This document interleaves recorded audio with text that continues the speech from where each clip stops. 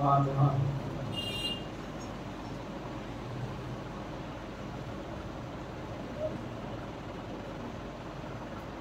ولا قوة إلا بالله العلي العظيم۔ أعوذ بالله من الشيطان اللعين الرجيم۔ بسم الله الرحمن الرحيم۔ وبه نستعين إنه خير ناصر ومعين۔ الحمد لله رب العالمين والعاقبة للمتقين والجنة للموحدين والنار للكافرين والمنافقين، والصلاة والسلام على أشرف الأنبياء والمرسلين سيدنا ومولانا أبي القاسم محمد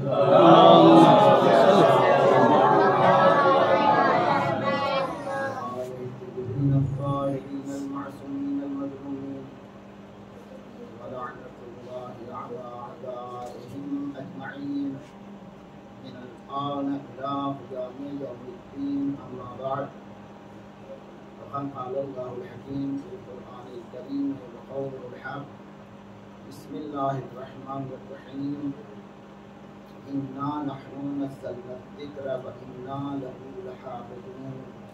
صلوات اللہ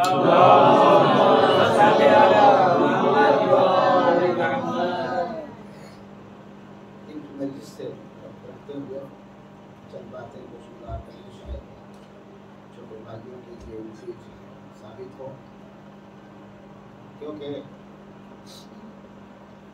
عشرہ اولا خصوصاً، ویسے تو پورے ایام اعضاء ہیں، اس شریعت کی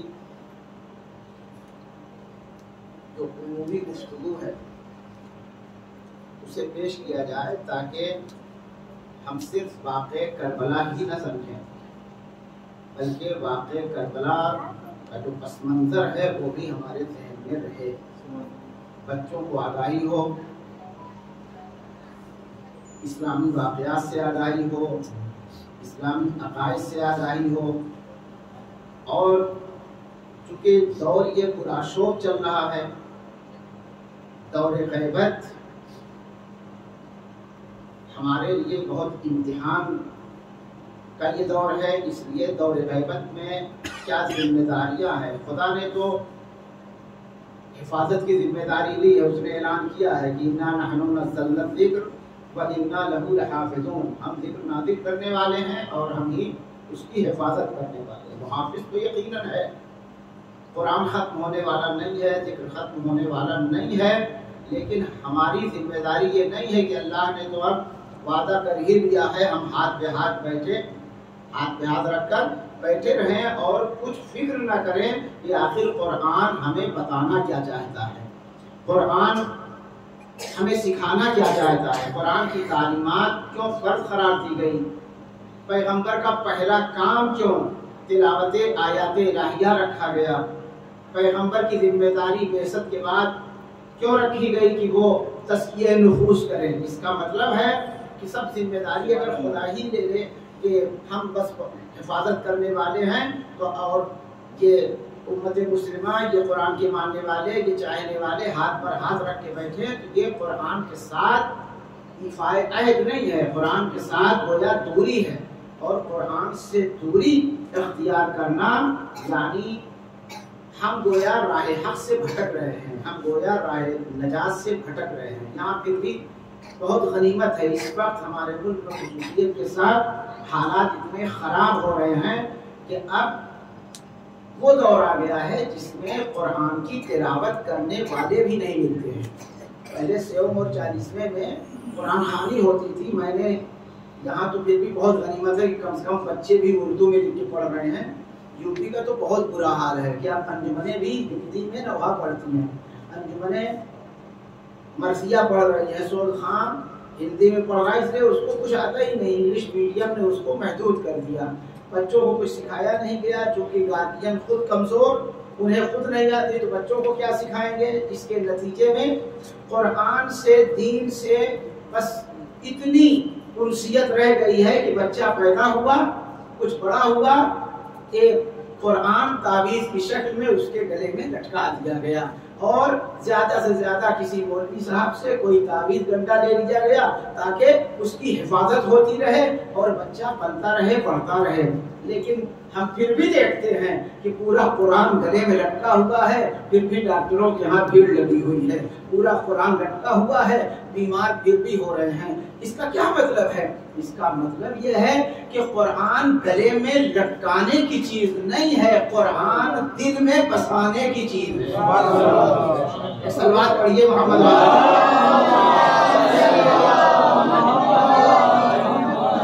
باقی حفاظت کی ذمہ داری جو اللہ نے لی ہے وہ اپنی جگہ، انبیاء اور مرسلین کو ہدایت کے لیے بھیجا، ذمہ دار خدا تھا۔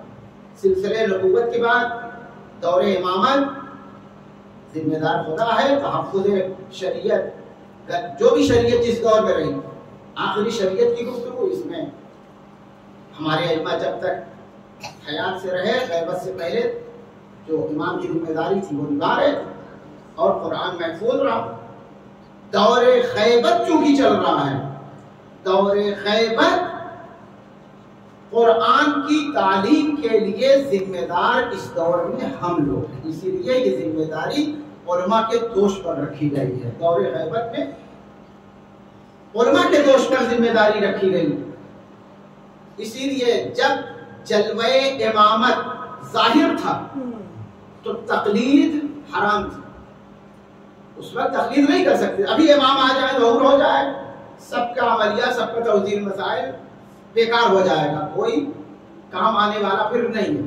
لیکن جب تک غیبت کا دور ہے تو یہ ذمہ داری کس کو علماء کے دوش پر رکھی گئی۔ تقلید کا سلسلہ، یہ دور اجتہاد اور تقلید کا ہے، چونکہ قرآن کے ماننے والے حتیٰ عزاداروں کے بھیس میں آج یہودیت کام کر رہی ہے۔ آج ہمارے بھیس میں، امامہ اور قبا اور رضا کے بھیس میں یہودیت کام کر رہی ہے، اور مقصد صرف یہ ہے کہ قرآن و اہل بیت کے راستے سے لوگوں کو ہٹا دیا جائے۔ اسی لیے اخباریت کا وجود ہو گیا۔ آپ کے ہاں تو الحمدللہ ابھی اس علاقے میں غنیمت ہے، آپ حیدرآباد کے علاقے میں جائیں، وہاں باقاعدہ اخباریت آ گئی ہے۔ پاکستان کا اور برا حال ہے، وہاں ملنگی بھی بہت ہو رہے ہیں۔ مسجدوں سے بچوں کو دور کیا جا رہا ہے۔ عقیدہ کیا بتاتے ہیں؟ ارے جہاں مولا کو ضربت لگی وہاں ہم جائیں، مسجدوں سے دور ہو گئے، کہتے ہیں مولا کا خون بہا، وہاں ہم نماز پڑھنے جائیں۔ یہ ملنگیوں کا عقیدہ۔ اس کے علاوہ کچھ لوگوں نے کیا کہنا شروع کیا؟ اب تک چہلم صرف امام حسین علیہ السلام کا ہوتا ہے، بس، اور تو کسی کا نہیں ہوتا ہے۔ بعض جگہوں پر عید کے بعد مولا کائنات کا بھی چہلم شروع کر دیا۔ یہ صرف اس لیے ہے تاکہ ہماری جو عزاداری ہے، ہمارا جو رسم ہے، ہماری جو رسم ہے، ہمارا جو طور طریقہ ہے، اس میں تبدیلی آ جائے، جس کے نتیجے میں قوم تباہی کی طرف پہنچ جائے، جس کے لیے خصوصیت کے ساتھ ماہ محرم میں ہم سب کی ذمہ داری ہے کہ عزاداری صرف کرے نہیں بلکہ عزاداری سمجھیں۔ عزاداری سمجھنا اصل ہمارا ہدف ہے۔ عزاداری ہمیں کیا درس دے رہی ہے، امام حسین ہمیں کیا بتا رہے ہیں، اور یہ بات بالکل حق ہے کہ دور غیبت میں علماء کے دوش پر ذمہ داری ہے، اور معصوم کی حدیث ہے کہ انہم حجتی علیکم وانا حجت اللہ، یہ معصوم کی حدیث ہے کہ یہ علماء میری طرف سے آپ لوگوں کے لیے حجت ہے، آپ لوگوں پر حجت ہے، اور ہم خود اللہ کی حجت ہیں۔ یعنی اہل بیت تو اصل ذمہ دار ہیں، لیکن دور غیبت میں علماء کے دوش پر ذمہ داری رکھی گئی، اور علماء اس ذمہ داری کو نبھا بھی رہے ہیں۔ اور صرف یہ میں زبانی دعویٰ نہیں کر رہا ہوں، دور غیبت میں کس طرح سے امام اور امت کے درمیان علماء کو حائل رکھا گیا، اور امت کے مسائل کو علماء کے ذریعے سے حل کیا جا رہا تھا اور حل کیا جا رہا ہے۔ آج بھی جب سے غیبت کا دور شروع ہوا، صرف ایک واقعہ اس بات کی وضاحت کے لیے. ایک واقعہ ہے، حج کا سفر کر رہے ہیں، ایک ضعیف آدمی بھی ہے. اکثر ضعیف لوگوں کو دیکھا گیا پہلے تھیلی میں پیسہ ویسا رکھتے تھے، تو راستے میں انہوں نے سوچا کہ چلو اس کو تھوڑا سا گرے ہوئے ہے پیسہ کہ نہیں ہے. ایک عادت ہوتی ہے کہ اس کو چیک کرنا، کچھ لوگوں کی عادت ہوتی ہے کہ اس کو چیک کیا جائے کہ بچا ہے کہ نہیں بچا ہے، حالانکہ اسی میں گڑبڑ ہو جاتا ہے. پتہ چلا کہ چیک کر رہے ہیں اور چیک کرنے میں کچھ اور بھی ہو جاتا ہے. وہی حال ان کے ساتھ بھی ہوا. حاجی صاحب وہ پانی کا جہاز ہے، اس سے سفر کر رہے ہیں. انہوں نے اپنے کو، کیونکہ کئی طبقے میں جہاز ہوتا ہے جو لوگ جانتے ہیں، تو وہ بالکل اکیلے میں آ کے تھیلی نکالتے ہیں، اور تھیلی نکالنے کے بعد اس میں نوٹ جو رکھے ہیں اس کو گنتے ہیں. ایک شخص ہے کچھ دور سے دیکھ رہا تھا، اس نے باقاعدہ تھیلی کا رنگ تو دیکھ ہی رہا تھا، اس میں جتنے نوٹ انہوں نے رکھے تھے وہ سب اس نے گن لیا. وہ آہستہ آہستہ گن رہے تھے، اس نے سب پورا شمار کر لیا. اور اس کی نیت میں فطور، توجہ، اس کی نیت میں فطور خالی ہوا. حج کرنے جا رہے ہیں، یہ بات دیکھ رہے، فطور کہاں انسان کے اندر آ جائے کچھ پتہ نہیں ہے. معصوم کی بس میں فطور پیدا ہو سکتا ہے تو پھر کہیں بھی پیدا ہو سکتا ہے. تو اب کچھ دیر کے بعد انہوں نے کیا کیا، جس نے شمار کیا تھا انہوں نے اعلان کروایا کہ میری تھیلی فلاں رنگ کی تھی، گم ہو گئی، اور اس میں اتنی رقم تھی جتنی اس میں تھی. اب اصل مال جس کا ہے اس نے پہلے جب رنگ کا اعلان ہوا تو سوچا یہ ویسے ہی میرے پاس بھی ہے، رقم اتنی رقم میرے پاس بھی ہے. اب تلاشی شروع ہوگی، جس کے پاس وہ تھیلی نکلے گی اسے پھینک دیا جائے گا. اب وہ تو پریشان ہے کہ یہ تو مال میرا ہے، اب تو میری عزت و آبرو بھی خطرے میں ہے، مال بھی خطرے میں ہے. توجہ، اب اس کی سمجھ میں کچھ نہ، اپنا مال بھی بچانا ہے، مال سے زیادہ اسے اپنی عزت پیاری ہے کہ ابھی میں رسوا ہو جاؤں گا. مال تو میرا ہے، لیکن اب جو اعلان ہو رہا ہے اس سے تو سمجھ میں آ رہا ہے کہ یہ مال میرا نہیں دوسرے کا ہے، اور تلاشی ہوگی تو ابھی میرے پاس یہی نکلے گا. اب جو واقعہ ہے وہ آتا ہے، نجف کا رخ کرتا ہے، مولا کا چاہنے والا ہے، نجف کا رخ کرتا ہے. مولا عزت و آبرو میری خطرے میں ہے، اور یہ میں آپ کے حوالے کر رہا ہوں، اور تھیلی کو سمندر میں ڈال دوں. آئیے میں آپ کے حوالے کر رہا ہوں، اس لیے میری عزت و آبرو خطرے میں ہے. تلاشی ہوئی چاروں طرف، ملائی. اب وہ پہنچ گئے کہاں؟ مکہ مکرمہ. حج کرنے جا رہے ہیں، حج سے فارغ ہوئے، خانہ کعبہ کے پاس دعا کر رہے ہیں. سارا کچھ انتظام ہوا، کسی صورت سے حج سے فارغ ہوئے. تو اب سمندر میں جب انہوں نے تھیلی ڈالی، دیکھیں دور غیبت میں کس طرح سے امام ہماری نگرانی کرتے ہیں اور علماء کس طرح سے بیچ میں واسطہ ہے. اس نے تو امام کے حوالے کیا تھا، اتنا مستحکم عقیدہ تھا. اگر اسی عقیدے کے ساتھ ہم بھی آج عمل کریں تو امام ہماری باتوں کو سننے کے لیے تیار ہے. ہمارا عقیدہ کتنا مضبوط ہے ہر آدمی خود جانتا ہے. حج کر کے وہ نجف اشرف پہنچا. مولا میں نے آپ کے حوالے کیا تھا، مجھے وہ تھیلی چاہیے جو میں نے آپ کے حوالے کیا تھا. تو آپ کی بارگاہ میں ہم آئے ہیں. تو رات میں خواب دیکھتا ہے کہ مولا فرما رہے ہیں کہ تمہاری رقم، تمہاری تھیلی سب موجود ہے، مگر ہم تم کو نہیں دیں گے. میں مرزائے قمی ہے، مرزائے قمی بہت بڑے عالم گزرے ہیں. مرزائے قمی کے پاس وہ تھیلی ہے، تم کو وہاں ملے گی. کہاں نجف، کہاں قم.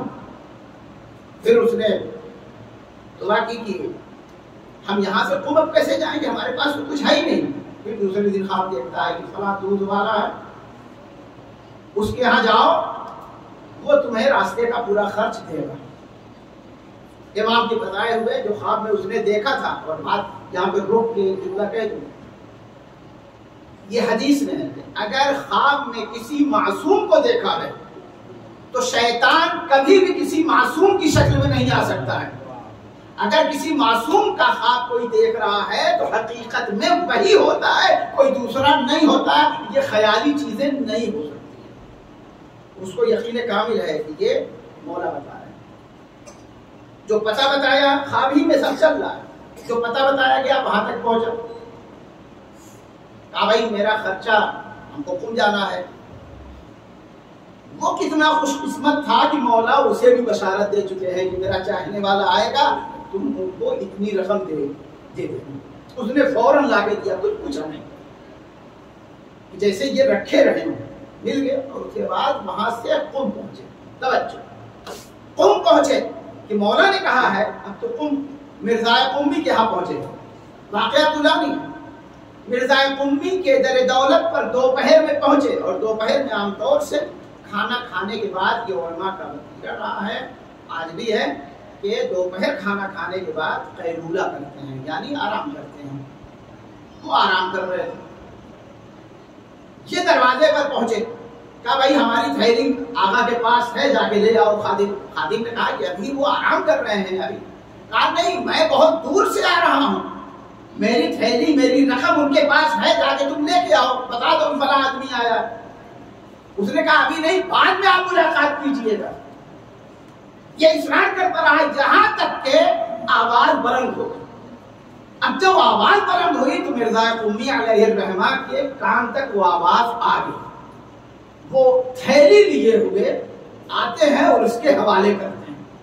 یہ واقعہ آپ نے سن لیا۔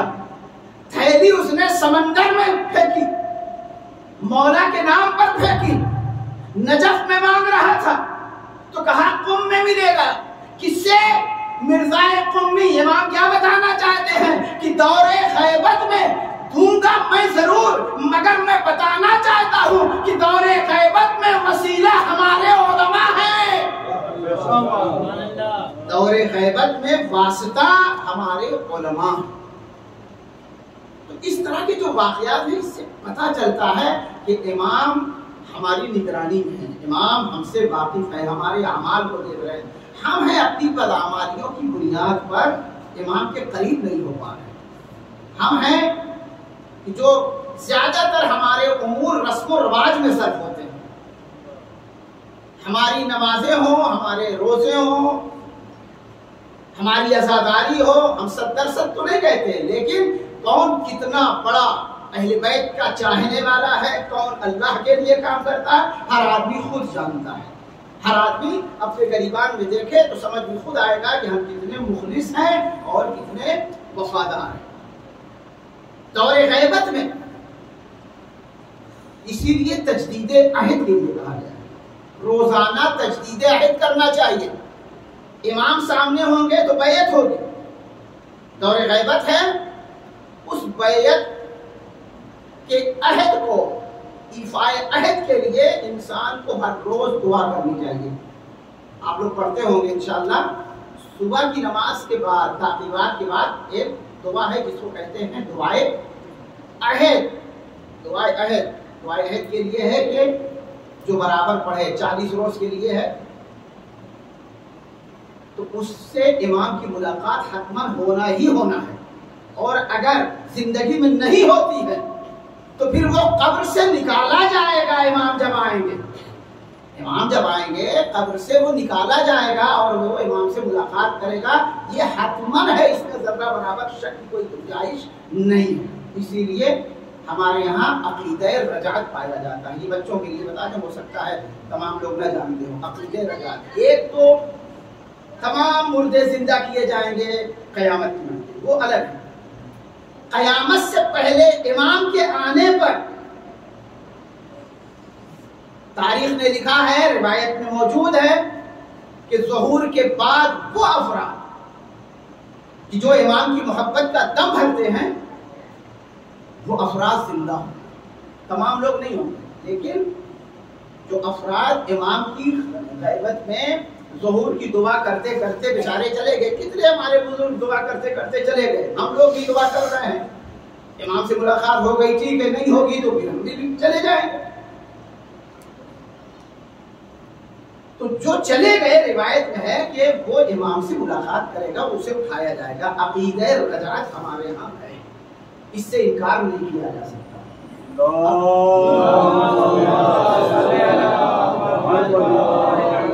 یہ جو دعائے عہد میں نے آپ کی خدمت میں بیان کیا، اس کی وجہ یہی ہے کہ دعائے عہد کا جو جملہ ہے اس پر آپ غور کریں۔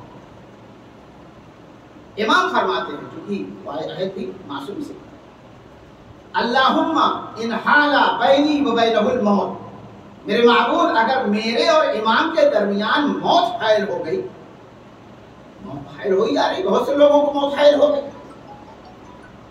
کیونکہ واجبات میں جو امام کے سامنے تھے، جتنی چیزیں ان کے اوپر واجب اتنی چیزیں ہمارے اوپر بھی واجب ہے، جو چیزیں اس دور میں لوگوں پہ حرام تھی وہی ہمارے اوپر بھی حرام ہے۔ واجبات، محرمات، تمام تکلیف شرعی میں ہم لوگ سب شریک ہیں، تو وہ تو امام کی زیارت کریں ہم نہ کریں،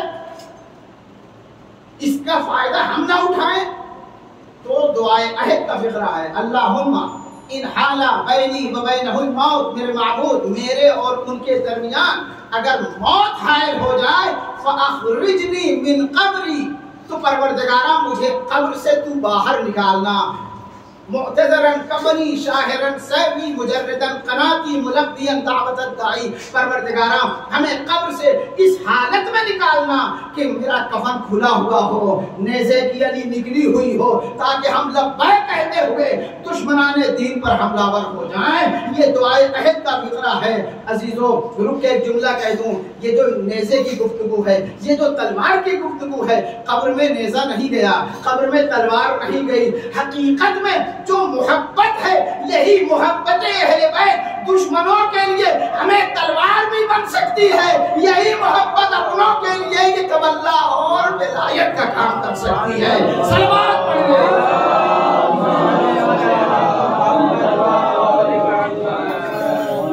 اس عقیدہ رجعت کو کہیں جب بیان کیا جاتا ہے تو اکثر بچے یہ سوچتے ہیں کہ یہ کون سی نئی چیز بیان ہے۔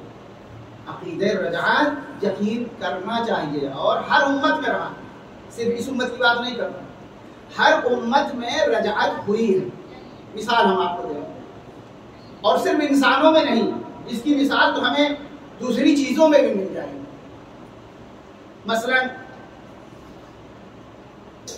موسم خزاں آتا ہے، گھاس پھوس نباتات گھاس سب ختم ہو جاتا ہے، لیکن جب بارش ہوتی ہے پھر زندہ ہو جاتی ہے، جس کو قرآن بھی حیات کے نام سے یاد کرتا ہے، احیا کہتا ہے۔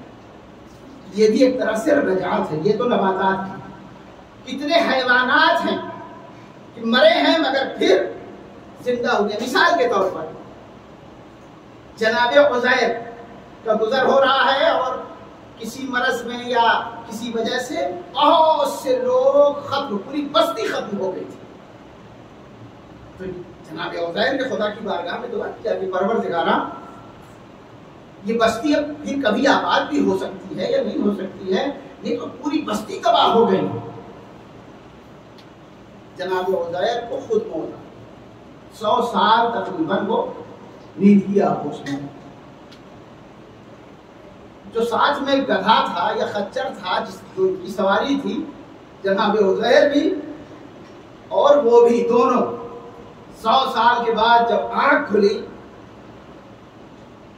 تو نبی نے دیکھا کہ گدھا تو بیٹھا ہوا ہے، جو کھانا تھا وہ کھانا بھی اسی طرح سے موجود ہے، لیکن وہ تو بازار میں جب گئے تب پتا چلا کہ نہیں تو 100 سال کا مسئلہ ہو گیا ہے۔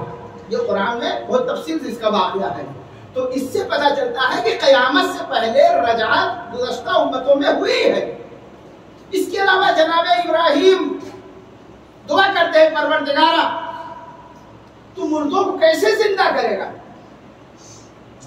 تو قدرت کی طرف سے جو قرآن میں یہ بھی واقعہ موجود ہے کہ خدا کی طرف سے حکم ہوا کہ 4 پرندے لو، ان کو ذبح کرو، ان کے گوشت کو قیمہ کر ڈالو اور سب کو مخلوط کر دو، اور مخلوط کر کے 4 جگہ لے جا کے پہاڑی پہ رکھ دو، اور اس کی جو چونچ ہے، جو منقار ہے، اسے اپنے ہاتھ میں رکھ کے اور آواز دو۔ مثلا کبوتر ہے، طاؤس ہے، 4 پرندے ہیں، اس وقت ذہن میں نہیں آ رہے، 4 پرندے ایک ایک کو آواز دو، تو اب یہ قیمہ تو مخلوط ہو چکا ہے، لیکن قدرت کا کمال یہ ہے کہ جہاں چاروں پہاڑی پہ رکھا تھا سب میں مخلوط، لیکن جب آواز دی ہے جناب ابراہیم نے تو جس کے جہاں جہاں ذرات تھے وہ اپنی جگہ سے اڑے اور آ کے اس منقار میں ملے اور وہ پرندہ تیار ہو گیا. تو چاروں پرندے، جس کا مطلب کیا ہے کہ قیمہ کر کے اسے مخلوط کر ڈالا. مگر خدا جب چاہتا ہے تو رجعت ہوگی اور وہ پھر سے زندہ ہوا. اس سے پتہ چلتا ہے کہ انسان یہ نہ سوچ رہے کہ ہم تو قبر میں چلے جائیں گے، ہم تو مٹی میں مل جائیں گے، کیسے ہم کو اٹھایا جائے گا، کیسے ہم زندہ ہوں گے.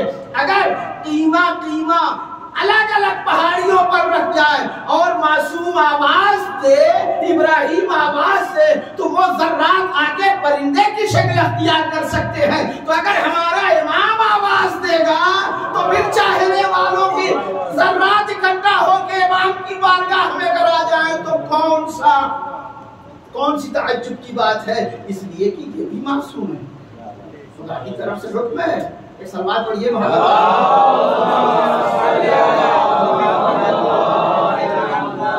اس طرح کی بحثیں گرچہ خشک ہوتی ہیں لیکن اسے بتانا اس لیے ضروری ہے کہ ہمارے بچوں کو عقیدہ رجعت کے بارے میں معلوم ہونا چاہیے. عام طور سے لوگ سوچتے ہیں بس مریں گے سیدھے قیامت. نہیں، سیدھے قیامت نہیں، بیچ میں رجعت ہے، پلٹنا ہے.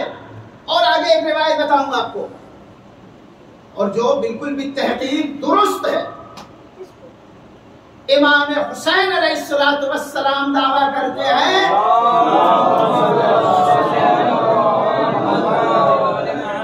کہ رجعت میں پہلا شخص رہوں گا جو رجوع کروں گا. امام حسین علیہ السلام خود زندہ ہوں گے. امام حسین علیہ السلام آخری امام کے ظہور میں خود موجود ہوں گے، آئیں گے. تو اس طرح کی روایت ہے اور یہ ایسی کوئی روایت نہیں ہے، یہ عقیدہ رجعت کا مستحکم اور مدلل ثبوت ہے. اس سے پتہ چلتا ہے کہ ہمارا امام ہم سے غافل نہیں ہے. عقیدہ رجعت اگر ہے، اگر ہم محبت رکھتے ہیں تو اگر زندگی میں ملاقات ہو گئی تو ٹھیک ہے، ورنہ مر جائیں گے پھر بھی ان کی سیرت پر مر رہے ہیں، ان کے نقش قدم پر مر رہے ہیں. وہ آئیں گے تو ہمیں پھر سے وہ بلا لیں گے. تو امام کی محبت کا دم بھرنا صرف زبانی نہیں بلکہ حقیقت ہونا چاہیے کہ جس سے امام ہمیں بلائے امام کہ ہم چاہنے والے کریں. عزیزان گرامی، اہل بیت کا سہارا یقیناً، لیکن اہل بیت کے نقش قدم کی پابندی کرنا. ہم دن بھر نمازیں پڑھیں، رات بھر نماز پڑھیں، لیکن اگر امام کی فرمودات پر عمل پیرا نہ ہو تو پھر ہماری نمازیں تو بیکار ہو جائیں گی. خاصبان حق زہرا کے لیے ہم خوب لعنتیں بھیجتے تھے، خوب برا بھلا کہتے ہیں، لیکن اگر اپنے غریبان میں ہم دیکھیں کہ اہل بیت کا حق ہم لوگوں نے کتنا دبا کے رکھا ہے، ہم نے کتنا دبا کے رکھا ہے. آدمی خود غور کرے. ہر مرجع کا عملیہ اٹھا کے دیکھیں، توزیع مسائل اٹھا کے دیکھیں، ہر مرجع میں لکھا، جہاں غصبی لباس کا حکم آیا ہے اس میں ہر مرجع نے لکھا کہ جس لباس پر خمس کی رقم ادا نہ ہوئی ہو وہ لباس غصبی لباس کے حکم میں آئے گا. کیوں؟ اس لیے کہ اس لباس میں حق امام بھی ہے، حق سادات بھی ہے. تو اب ہم نمازیں سب پڑھ رہے ہوں، بہت 24 گھنٹے عبادت گزار ہوں، لیکن جب غصبی لباس کے حکم میں ہمارا لباس ہے تو نہ ہماری نمازیں صحیح ہوں گی، نہ ہمارا روزہ صحیح ہوگا، نہ ہمارے دوسرے احکام صحیح ہوں گے، جس کے نتیجے میں ہم تمنا یہ کریں گے کہ امام کے ہم چاہنے والے بن جائیں، لیکن جب امام کے ہم غاصب ہوں گے تو امام ہم کو تو نہیں بلا سکتے. ان چیزوں پہ غور کرنے کی آزاداری، غور کرنے کا مقام. یہ فرش ازا دین سمجھنے کی، ورنہ ہمارے آنسوؤں کے محتاج نہیں ہے مولا، ہماری مجلسوں کے محتاج نہیں. فرشتے آہو بکا میں مصروف ہیں، جنات مجلس کرتے ہیں، ہماری مجلسوں کے وہ محتاج نہیں ہے. ہم نے ایک دن کسی مجلس میں اشارہ کیا تھا، ہماری ذمہ داری یہ ہے کہ ہم سچا حسینی بنیں، ہماری ذمہ داری ہے کہ ہم سچے عزادار بنیں. عزاداری کا تحفظ خدا کے ذمہ ہے. جناب زینب نے روز اول ہی ثابت کر دیا تھا کہ یزید کے محل میں اگر حسین کی عزاداری ہو سکتی ہے تو کائنات کا کوئی گوشہ ایسا نہیں ہے کہ جس میں حسین کی عزاداری نہ موجود ہو. ہر جگہ حسین کی عزاداری ہو سکتی ہے. ہمیں سچا عزادار بننا ہے. ہم عزاداری بچا نہیں پائیں گے، یہ تو اللہ نے بچانے کی ذمہ داری ہے. اہل بیت وارث ہے، عزاداری لاوارث نہیں ہے، اس کا وارث موجود ہے. اس لیے ہماری ذمہ داری ہے کہ ہم سچے حسینی ہیں. 10 روز امام حسین والے نہ بنے، سال کے 12 مہینے امام حسین والے. 2 مہینہ 8 دن ہم آہو بکا کریں، 2 مہینہ 8 دن ہم امام حسین کا مرثیہ پڑھیں، اور پھر ہم عام زندگی گزارنے لگیں جو نقش اہل بیت سے دور ہماری زندگی ہو، تو پھر اس کا ہدف بالکل برباد ہو جائے. عزاداری کا ہدف یہ ہے کہ 10 روز میں ہم کچھ ایسا سیکھیں، کچھ ہمارے اندر تحول اور تبدل آنا چاہیے کہ ہم جیسے گزشتہ تھے ویسے نہ رہیں. اس لیے کہ کچھ نہ کچھ ہمارے اندر بدلاؤ آئے، کچھ نہ کچھ ہمارے اندر تبدیلی آئے. اسی لیے مجلسیں رکھی گئی ہیں، اسی لیے نوحہ، ماتم، جلوس، یہ سب سمجھنے کے لیے. ورنہ امت پیغمبر کو راہ راست پر لانے کے لیے مدینہ کربلا میں اتنی بڑی قربانی پیش کی. آپ اپنی زندگی سمجھیں، اپنی حیات سمجھیں. اہل بیت کی قربانی ہمیں کیا درس دے رہی ہے؟ اہل بیت اطہار علیہ السلام کی قربانی ہمیں بتا رہی ہے. امام نے پہلے ہی اعلان کر دیا تھا، اريد ان آمر بالمعروف وانہی عن المنکر. میرا ارادہ یہ ہے کہ اچھائیوں کو رائج کر دوں، برائیوں کو مٹا دوں. اسی ایک جملے کے تحت ہم کو اپنی حیات میں، اپنی زندگی میں اچھائیوں کو اپنا کر برائیوں کو مٹانا چاہیے. اور جس دن یہی تحول اور تبدل ہمارے اندر پیدا ہو جائے گا، اسی دن ہم سچے حسینی بن جائیں گے. امام حسین کی بارگاہ میں، امام حسین کے پاس وہی ہو رہے تھے. امام حسین کے پاس تو تھا، نظام فرض پہ ہاتھ ڈال رہا ہے، راستہ روک رہا ہے، کربلا تک لایا. اور تو جب پہلے بھی جانتا تھا کہ امام حسین کون ہے، جانتا تھا. یہاں تک کہ نماز کا وقت آیا تو کہا ہم آپ کے پیچھے نماز پڑھیں گے. جب امام نے کہا اور تیری ماں تیرے ماتم میں بیٹھے، تو اس نے کیا کہا کہ اگر آپ کی ماں معصوم عالم نہ ہوتی تو میں بھی کچھ کہتا. اس کا مطلب کیا ہے کہ وہ سمجھ رہا تھا کہ یہ کس کے فرزند ہیں. سب کچھ جاننے کے باوجود پھر کیوں دشمنی پر آمادہ ہے. اور وہی ہو آخر میں امام حسین کی طرف آ گئے. سوچنے کا مقام ہے. پہلے سے جانتا تھا مگر دشمنی پر آمادہ. لیکن وہ کون سی وجہ تھی کہ جس کی بنیاد پر وہ امام حسین کی طرف آ گیا؟ وہ صرف یہ ہے کہ جانتا تو تھا مگر معرفت نہیں تھی. معرفت اس کو کب ہوئی ہے؟ آخر اس نے دیکھ لیا کہ جو بچے ہیں میری وجہ سے تڑپ رہے ہیں، جنت اور جہنم کے درمیان ہوں. جب احساس اس نے کر لیا امام حسین علیہ السلام کی مصیبت کو احساس کریں، ان کی محنتوں کو احساس کریں، ان کے مصائب و آلام کو صرف سنیں نہیں بلکہ سمجھنے کی کوشش کریں، تب ہم سچے عزادار، تب ہم امام حسین کے شہدائی ہیں. خدا آپ کو سوائے بننے علی محمد کی کسی پر مل نہ. سب آئے سکینہ کی وفاداری ایسے ہی مشہور ہے. صرف امام حسین کے بھائی نہیں ہیں، اصل وفادار ہے، عصمت کی معرفت رکھنے والے ہیں. صرف شجاعت کو لوگ ذکر کرتے ہیں. جناب عباس فقیر تھے، فقیر مجتہد فقیر تھے. کربلا میں ایک دو نہیں بہت سے فقہا تھے. حبیب ابن مظاہر کے لیے تو لکھا ہے جناب علی اکبر بھی فقیر تھے، معصوم نہیں ہے یہ. جناب عباس بھی فقیر ہیں. جناب زینب عالمہ غیر معلمہ، کیا معیار اور کیا مرتبہ ہے ان حضرات کا. جناب زینب کا مرتبہ کیا ہے کہ امام وقت کی حفاظت کر رہی ہیں اور امام وقت کو مختلف انداز میں بچانے کا کام کر رہے ہیں. امام حسین نے امام وقت کو زینب کے حوالے کیا. یہ سب کربلا سمجھنے کی چیز. مسئلہ صرف قسمت کا نہیں ہے، کردار دیکھیں مولا عباس کا کیا کردار ہے. شب عاشور کا ہنگام ہے. شب عاشور اصحاب امام حسین امتحان گاہ میں ہیں، وہ مشہور حقیقت یہ امام حسین علیہ السلام نے اپنے اصحاب کا امتحان لیا، جہاں تک کہ چراغ بجھا دیا، لیکن ہر ایک یہی کہتا نظر آ رہا ہے کہ اگر ہماری گردنیں کئی بار کٹیں، 1000 بار بھی اگر ہم زندہ کیے جائیں تو ہم آپ کا ساتھ نہیں چھوڑیں گے۔ روایت فکرے ہیں کہ مولا عباس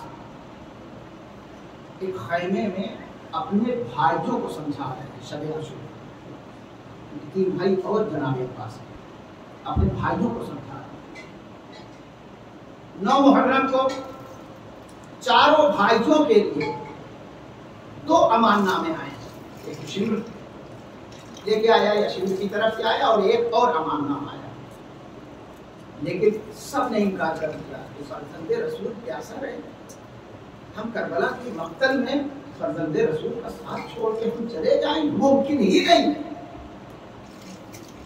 جناب زینب رات کے سناٹے میں اصحاب حسینی کے خیموں سے تلاوت کی آواز آ رہی ہے، جناب زینب نکلتی مقتل کی طرف یعنی خیمے کی طرف، ادھر جناب عباس کا خیمہ تھا اور ان کے بھائیوں کا خیمہ تھا۔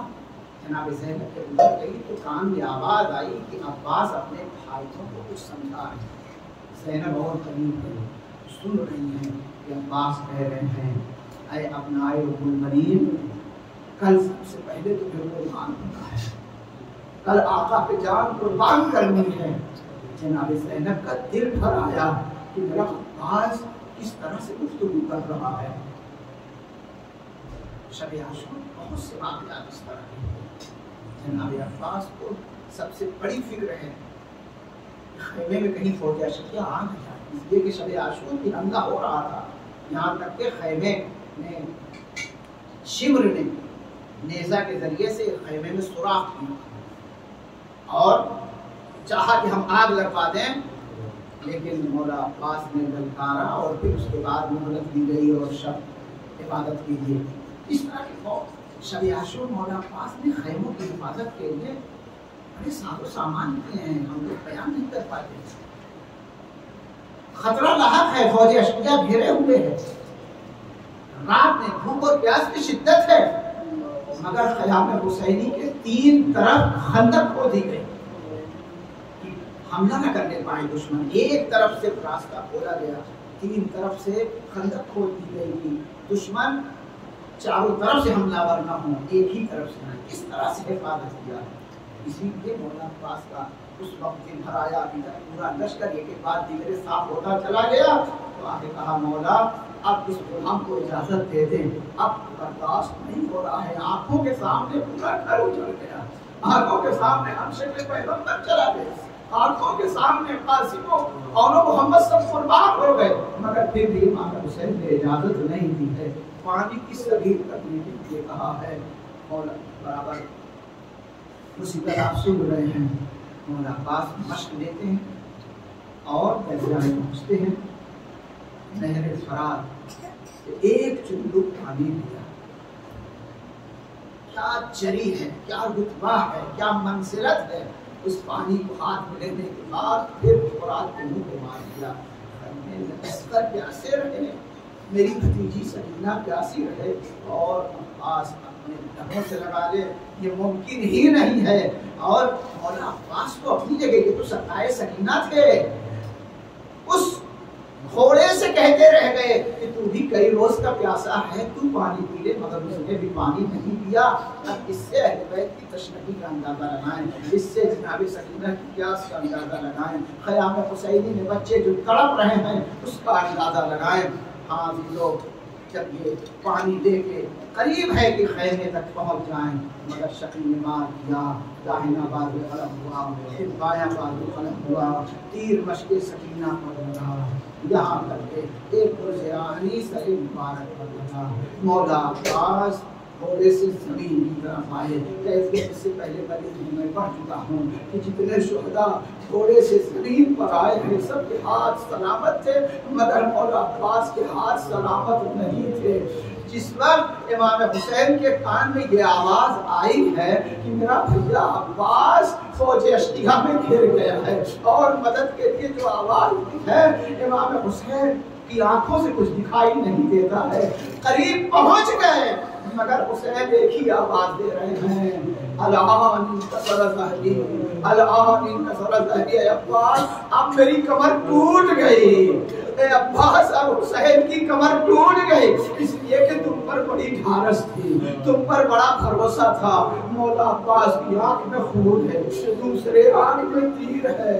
مولا عباس آخری مرحلے میں چہرے حسین کی زیارت کرنا چاہتے ہیں، خون کو صاف کیا، امام حسین کی زیارت کر لی، مگر ایک وصیت بھی کر لی، اے آقا میری لاش کو خیمے میں نہ لے جائیے گا، میری لاش کو خیمے تک نہ لے جائیے گا۔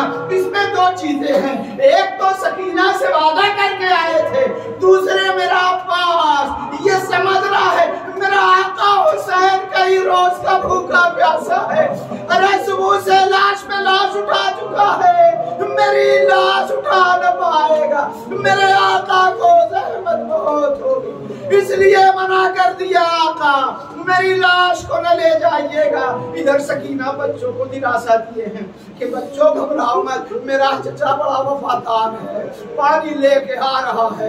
علم لے کے امام حسین چلے، بچے تو یہی سمجھے کہ علم آ رہا ہے تو سکہ آ رہا ہے، مگر جب صرف علم پہنچا عباس نظر نہ آئے، سکینہ نے فریاد کی بابا میرا چچا کیا ہوا؟